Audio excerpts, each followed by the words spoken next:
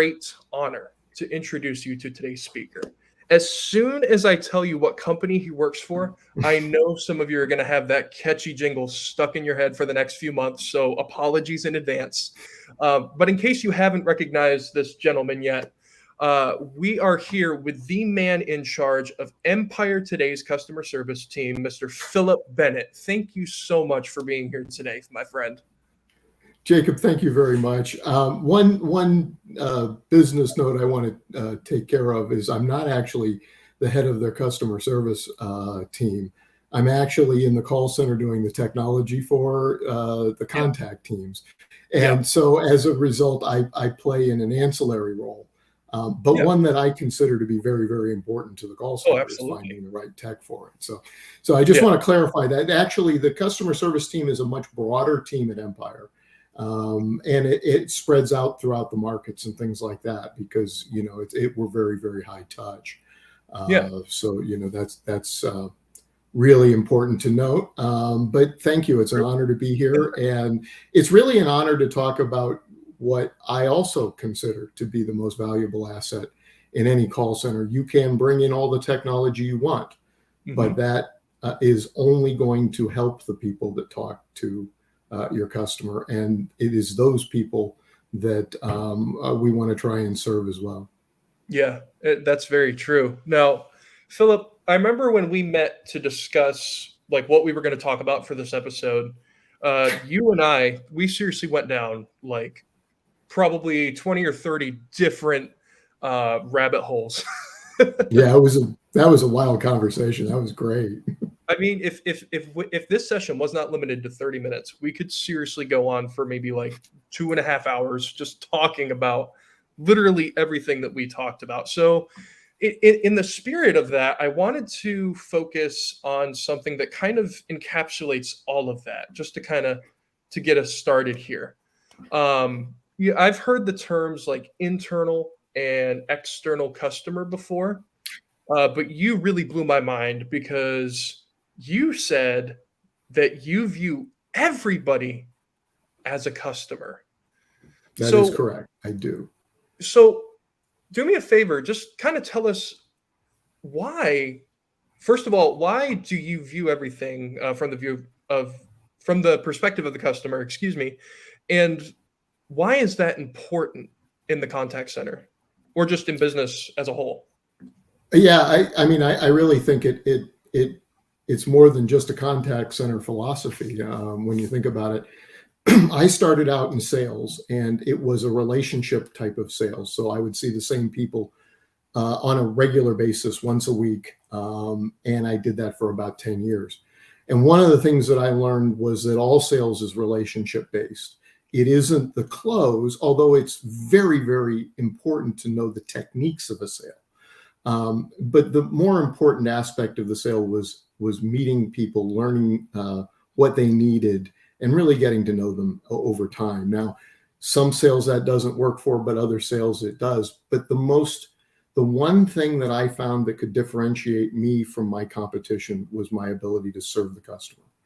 And as a result, I built that into the brand that I used as a sales rep competing against other sales reps in the field. I once had a gentleman call me up and he said, Philip, this other company is here and, they're cheaper than you are. What am I getting when I buy from you? And I looked at him and I said, you get me and you get everything that I can bring to the table. You get service on whenever you need it, that sort of thing. And really that is the case. I firmly believe that we all sell ourselves every day. But then if you turn that around, you have to realize that everybody that you sell yourself to is also a customer because they're consuming, whether it is that you're trying to influence them, through leadership or management. But you're constantly, you have to realize that they are your customer. You're delivering service to them. It's really the essence of service leadership. And so if I view every person that interacts with me as my customer, then I strive to make things as best I can for that customer. All right. So my agents, certainly my customers, because I go out and I find technology for them. Hopefully it's technology that makes their lives better or their jobs easier or something along that path. Yes, I also have a duty to the company. They're also my customer. So hopefully that technology will also further the company's goals of, more revenue, selling more carpet, that sort of thing. And then finally, there's the management that I answer to, and across the rest of the call center as well as the greater organization. They're consuming the data that we provide. So I'm looking for tools that will provide better data so that they can get better insights. And, once you kind of adopt that philosophy, it really will apply in business or in life. Everybody you meet, if you can serve them, you will get a benefit back by doing so, because people really, they respond to that. I really love that. And just the very first thing you said, talking about how being the customer, right? Like it is such an art to um, be able to communicate to the customer, because we are all the customer at some Right. point in our lives. Like we experience that, we have that opportunity. And with you having a background in sales, right, like, yeah, you can sell a product, but every time you sell, you're selling to people, and you're selling you to those people. So Correct. it's so crazy to me that people are so obsessed with like the end game, the end goal. um, we just kind of lose sight of that more holistic view of we're people doing business with people. Even if we are B2B or whatever, or B2C, it's Oh still yeah. people to people, no matter what. And there are so many different skills that it takes in order to sell to people. There's like a number of soft skills. And what's really funny, I remember you and I had a conversation about how when people started to lack on quota, they would send you to the call center as a Oh yeah. punishment. Which, golly, if the call center ever had a hard time with Oh with yeah. representation, to be used as punishment is terrible. But what's absolutely astonishing, right? We talk about how everybody's a customer at some point. Those soft skills that agents have, there's so much you can do with those. You're familiar with Justin Robbins. We've had him on the show Oh yeah. before.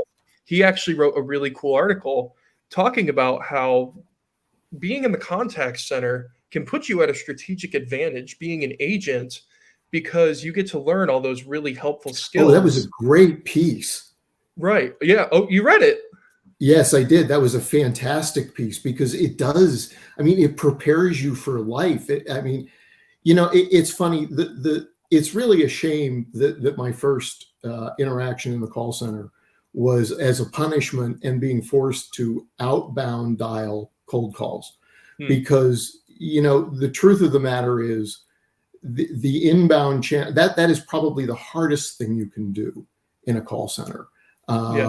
I mean, it's way higher up there above, taking an inbound call, which can be very stressful for people. I mean, I always talk to people about that, because it's not just talking to people who want to call you and say nice things about you. It's usually No. people who call you. I mean, it is one of the most negative jobs you'll ever face. And, what I didn't know about call centers then, and this was in the 80s when call centers were rather different and in some ways they're not that much different than they are today. It's just the equipment that we use has changed. But I didn't notice all of the culture that was there because I didn't spend enough time there. I didn't see the fun that everybody has in a call center, because you got to fight that negativity, and anything we can do to help the agents deal with that. A lot of times it's very, very hard. I'll meet people in the field, and because I work in customer service and in the call center, they'll say, "Oh yes, I've used your company." It doesn't matter which company, whether it's Empire or any. And I always go, because all you hear are the negatives when you're in the call center. Hmm.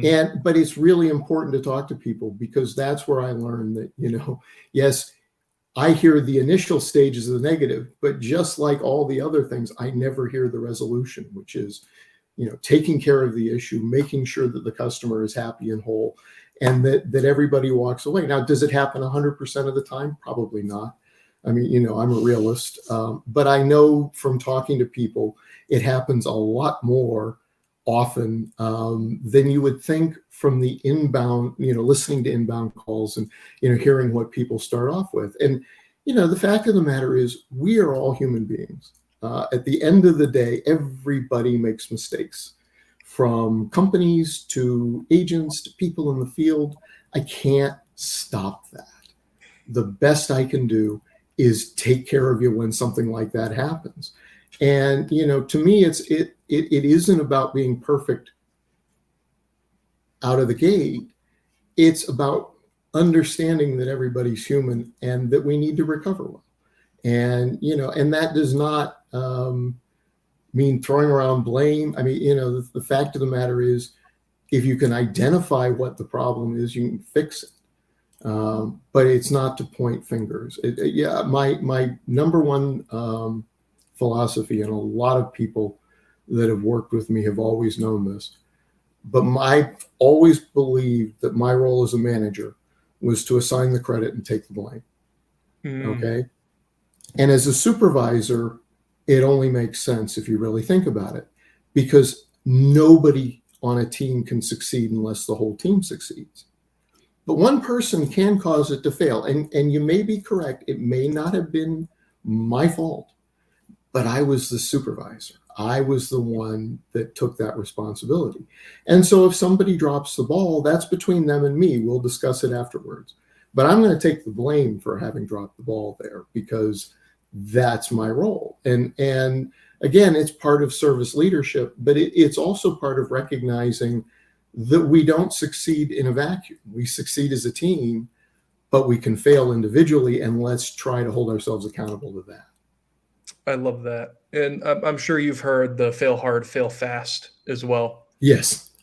But unfortunately, we don't allow people to do that. Exactly. It's really a shame. Everybody gives lip service to fail hard, fail fast. My first project out of the box failed. It was the most important educational experience I ever had as a project manager. I learned so many things to look for and so many pitfalls to avoid that the next time out, I didn't have that problem. But here's the interesting thing. They punished me by keeping that on my budget for 3 years at that call center. And actually, it was longer than that. It stayed on my budget for the rest of my time at the company. And I kept complaining that the contract would have been up 3 years ago, but they just kept putting it as a charge to my budget. I mean, it was a tweak. It was kind of a thumb your nose at it. Now, here's the other interesting thing. I didn't lead another project for that company. Mm-hmm. So here's the real problem. They paid for my education, but got no benefit from it. I try never to do that with an employee, because here's the deal. Why would I pay for his education and then turn him over to somebody else? I mean, that makes no sense. It's the old joke of, the CEO and the CFO. The CFO says, what if we train all these people and they leave us? And the CEO comes back and says, what if we don't and they stay? I mean, sometimes I do train my competitors' help, and sometimes they train mine. I mean, but that's just because everybody's not the right fit. Right. You got to find the right fit for yourself. So you should always make sure everybody has that training, and yet you make sure that everybody's taken care of. Yeah, and I love this, and we've actually got a comment here from Kenneth. Kenneth, thank you so much for chiming in here.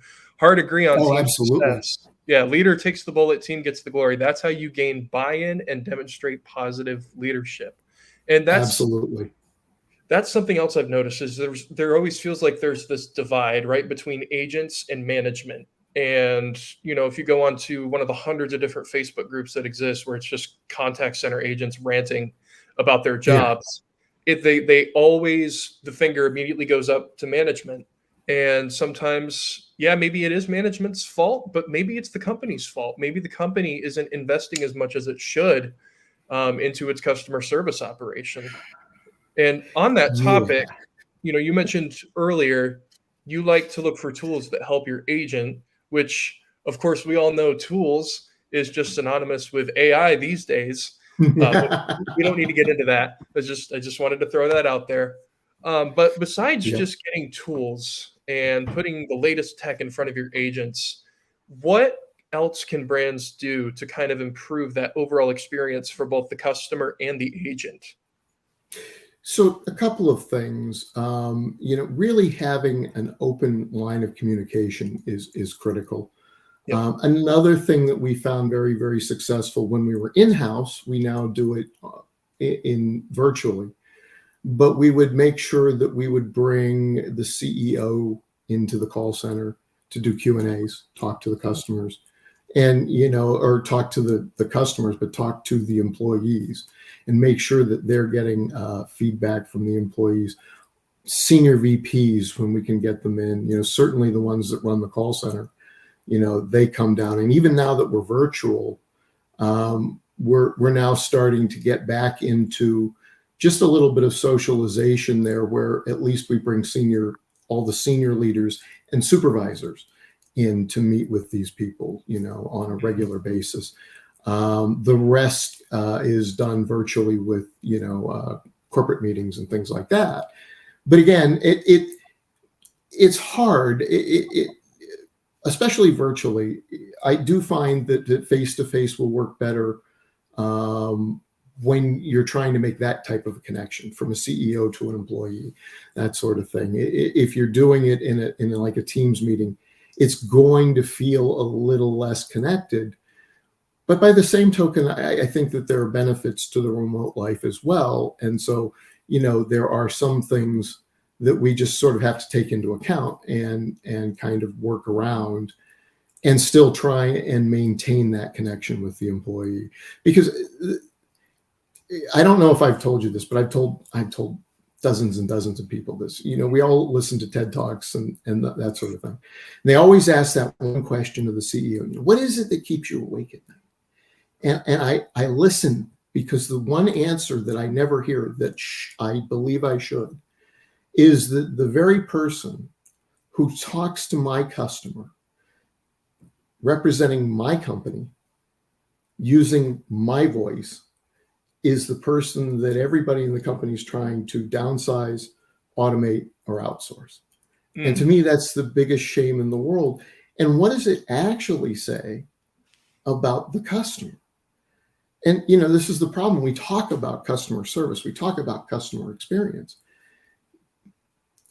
I did work for a company once that had a teddy bear that sat at the C-level. And that teddy bear that was sitting there was the customer. So that everybody in the room would remember the customer was in the room. I believe it's even better if you have like a chief experience officer, someone who's willing to sit at that table and actually play devil's advocate, because that's what you have to do in these cases. You have to say, hey, is this what you want when you have, when you're being taken care of? Because that's the thing that we always forget. You mentioned it. We're all customers at some point in our lives, almost constantly. It doesn't matter where, we're a customer. And so, that has to be, you have to remind people, look, is this the experience you want when you pick up the phone and call us? I mean, I know you're the CEO. We'll take your call instantly, that sort of thing. But that's really not, you want it to resonate with everybody, not just specific people. And, there are tools out there for that. Oh, this customer is more important than that customer because of X. Well, one of the most interesting things that I learned was we never know how valuable the customer is. We can track their purchases over a lifetime, or we can track their deposits in my accounts, but we don't know what they have someplace else. We don't know what they purchased elsewhere. We don't know what it is they could be looking for unless we ask and unless we try and find out. And so you just can't assume that because this metric says these people aren't that important or they are less important than this person, Well, maybe we just haven't tried hard enough. And I used to make it my goal when somebody would come in, and this was at a brokerage firm. I'd take all these little tiny accounts, just send them over to me. I'll work them.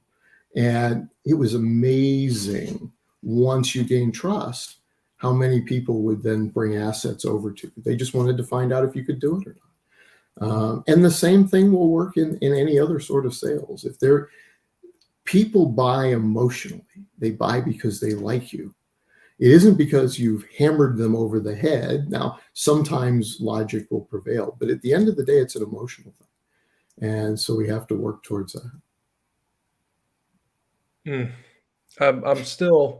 I'm still reeling about that comment that you made when they asked the CEO, what keeps you up at night? It's just stunning to me that more people don't answer that way. Like it's one of those mind-blowing moments. There's so much just immeasurable value that comes from your agents. And I will always question, and I will continue to question why more people don't recognize that when that is the front line talking to your customer. Also, it makes me think about our last episode that we did with Doug Raybald. Shout out to Doug. If you guys haven't watched that episode, please go do that. He is a fantastic individual. He talked about how one of the things that they should be doing is going after the customers that have like a bad experience, like ones that just like completely cut you off, right? That's your most valuable feedback. You find out why don't you want to do business with me anymore? What was it? What was it about your experience that you disliked? So there's again, mind blowing that this is something that like isn't just common sense, right? Your agents talk to your customers. That's your voice right there. They're using your voice to speak to your customer. So I guess it's just it's weird. You have these agents with all these incredible trainings, and they know how to speak your lingo to your customers. The fact that we're not just making them like focal point is bizarre. And not only that, but think about how your agents, they're the ones that are on the front lines, not only dealing with your customer, but dealing with your process as well. Of course. Oh, yes, no question. And they will have the best ideas to innovate. Right. Your frontline agents, they hear it, they see it, they work it. They know what's wrong. They know what's right. and I'll tell you what, asking frontline agents for ideas is one of the best things that I've ever done. I'm going to give you this idea free of charge. You can do anything you want with it.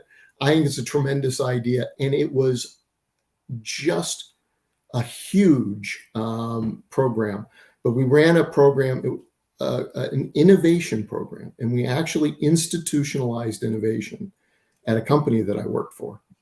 And the way you did it was every quarter we would poll the employees and we would ask them for ideas. And everybody got to submit their idea to us.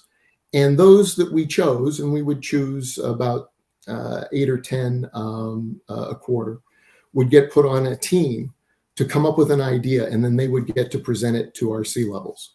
And they came from everywhere in the company. They came from frontline agents in the call center to people who were And the neat thing about it was we had basically 2 locations. We had our call center in El Paso. We had our home office in Chicago. And so we would give people time off of work to work on their project. They would get to know other people in other locations. So you cross-pollinated personalities and ideas and training and things like that.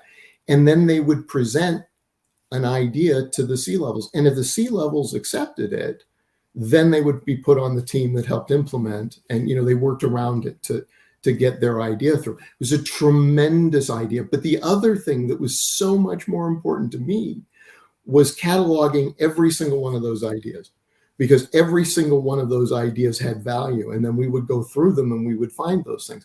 And the neat thing is when you're fighting a competitor, the gosh, wow, oh my God, that's a cool thing. Well, they can rebuild that. They cannot rebuild your processes because their processes are different. So if your employee tells you how to do your process better, more efficiently, and more profitably, they can't compete against that unless they do the same thing. The people that do the job have the knowledge, and I mean, and the other thing is it offered opportunity to these employees because A, the C-levels saw them and got to know them. B, they got a chance to interact with them. So now they're not just some ivory tower someplace, but they're human beings that they can talk to. And, they would all go up to them afterwards and talk to them individually and learn about who they were. And it was just a great way of cross-pollinating the rest of the company with ideas and with people working together. And it just worked tremendously. Yeah. So I throw that out there. It worked extraordinarily well for us. The one thing you have to worry about is that the C-levels are always going to go for the big idea. And it's the little ideas that'll move things the most. The big ideas are great for gosh, wow, though. So yeah, the big ideas are good for like hey, look at this, and then like here's a little pat on the back, and then the little guys just kind of left over. They're like, hey, but this, it's like, no, this one sounds more exciting and sounds like it's gonna turn into more money over here. So yeah, you gotta take that into account. But like I said, if you can find those process improvements, because those are things that you don't need C-levels to put in place. Those are things that you can just say, okay, let's go change this process, find out what we do, change the process, make it work better. Oh, isn't that great? We don't have to go get permission for that. So I love that we led into this discussion completely unplanned, by the way. We just started talking about agent feedback here, but we actually have Shafiq. He's been coming onto the show for a little bit now. You'll always see him over in the chat. We're actually going to be talking about agent feedback in his episode. So cool. There's just a happy coincidence. I swear that was unscripted. But I know we're running kind of short on time here. We've got 3 minutes, but I guess just to kind of sum everything up, do we think that we're kind of heading in this direction now to where we are going to start seeing more of a focus on the actual overall design of experience for both customer and agent, or do you think we've still got a little bit of a ways to go and AI is throwing everybody off? Here's the thing. I do not believe that excuse me, I'm sorry. I do not believe that AI is going to totally devastate the call center. In fact, I believe that we'll probably need a larger headcount after AI comes into the call center than before AI comes into the call center. The other thing is we are going to definitely need AI to improve the customer experience. So tools like call guidance or process guidance or RPA for the things that agents do every day that are mind-numbingly dull, boring, and don't need to be done, that can be automated easily, those we need to automate so that the agent can focus on the experience with the customer and on the customer. Things like call guidance are great because it'll prompt you when you've forgotten the next thing you want to say, that sort of thing. It'll help you through the conversation so that you don't have to worry about those things. You can focus on listening to the customer and hearing what it is that they need. And if you do that, then it'll increase your sales rate right off the bat. So yes, I don't think we're where the hype says we are yet, but I do believe that there's going to be major impact in ways that we don't anticipate now. I believe that it will be on customer or agent facing sides to make the interaction easier. And the reason is we will take away a lot of the meaningless stuff. The stuff that basically only benefits your average handle time. That's all it is. It benefits the company, but there's not a lot in it for the customer, not a lot in it for the agent, and there's no emotion whatsoever. But if you get rid of those things, then everything's going to be much more emotional, much more charged, and much more difficult. And so they're going to need those tools. The other thing is your average handle time is going to go up. And if you get the same number of calls and you have a longer average handle time, you need more people to take those calls inevitably along the way. Now, you and I both know that attrition is something that makes staffing a call center an interesting challenge, and it's never hard to right size. Yeah. But the fact of the matter is, we're going to need more people. We'll need people that can work with AI. We'll need people who can be data analysts for AI. All these things are much different than what we're doing now. And we need to make sure that as we're supporting the customer, we're supporting our customer as well in the call center, the agents that are going to be handling those more interesting and difficult transactions. So, and we're to time, but very quickly, first of all, what a great way to end the show here. But Lisa in the chat, Lisa Guzman just said, agents are the proverbial canary. Absolutely. I love that. Can we steal that? Absolutely. Can we put that on a shirt Yeah, or something? really. Because that's phenomenal. That is a great quote. It is so true. That is so good. Well, Philip, I can't believe it that it's 12:31. We're already at time here, at least on the East Coast. But wow, this was such an incredible opportunity to get to speak to you. I feel like we covered a lot of ground here. I'm going to be hitting you up for like probably the next 15 episodes or so to unpack all those topics we talked about the first time. But it seriously has been such a pleasure just to kind of get to know you and to learn more about your situation and just hear all about how the CX, the customer experience and agent experience can just be applied everywhere. So thank you so much for being here, man. Guys, remember, we are going to head into the post discussion table. So if you've got time, feel free to hop in with us. We're just going to be sitting around and chatting, kind of recapping and just having a good time. But Philip, once again, thank you so much. Jacob, it's been an honor. It really has. Well, it's an honor for us. Well, it's an honor for both of us. We'll take it. But to those of you who are hanging out, we'll see you soon. And to those of you who are not, hope you have a fantastic day. And remember to go do something amazing. We'll see you. Thanks, everyone. Bye now. Bye.